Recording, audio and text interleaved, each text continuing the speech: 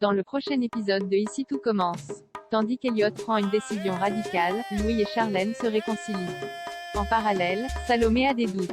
Attention, les paragraphes qui suivent contiennent des spoilers sur l'épisode d'Ici tout commence diffusé demain soir sur TF1. Si vous ne voulez rien savoir, ne lisez pas ce qui suit. Jeudi 9 septembre dans Ici tout commence. Elliot prend une décision radicale à la suite des révélations de Lionel. Greg donne rendez-vous à Elliot afin de savoir ce qu'il compte faire. Si celui-ci estime que la seule manière de mettre fin aux pulsions pyromanes de Lionel est de le dénoncer, Greg pense au contraire que cela ne changerait rien. Selon lui, il serait préférable de trouver un professionnel pour l'aider. Incapable de lâcher son ami qui a toujours été là pour lui, Greg supplie Elliot de ne pas l'obliger à choisir. Malheureusement, il lui fait comprendre que c'est déjà fait. De son côté, Lionel raconte la vérité à Kelly concernant les incendies. Très amoureuse de lui, elle se montre d'un soutien sans faille.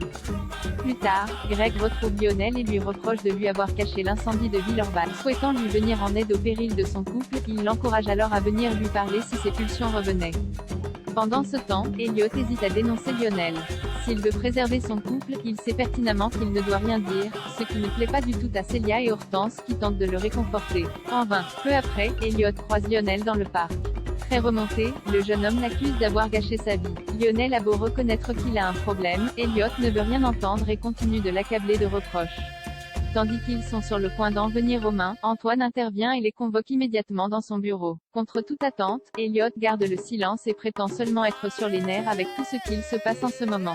Prévenu par Lionel, Greg rejoint Elliot dans le parc pour le remercier d'avoir protégé son ami. Après avoir passé la journée à se demander comment il avait pu défendre Lionel compte tenu de ce qu'il lui a fait, Elliot en est venu à la conclusion que Greg ne l'aimait pas assez pour que leur histoire puisse continuer.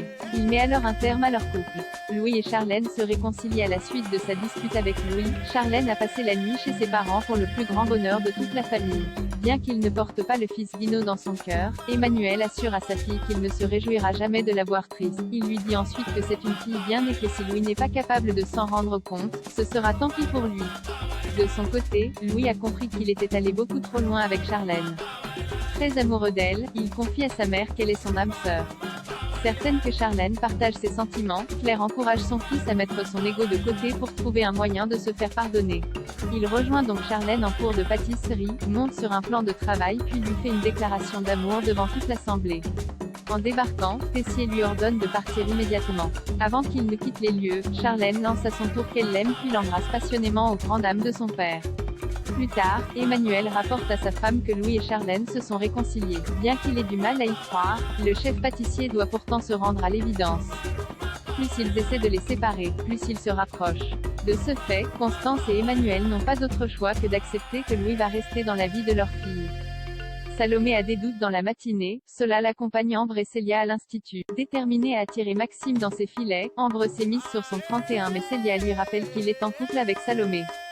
Malgré tout, Ambre est convaincue que les choses peuvent changer et ce d'autant plus qu'ils sont dans l'obligation de travailler en binôme une bonne partie de l'année. Par la suite, Claire donne un cours aux 3 promos de l'établissement.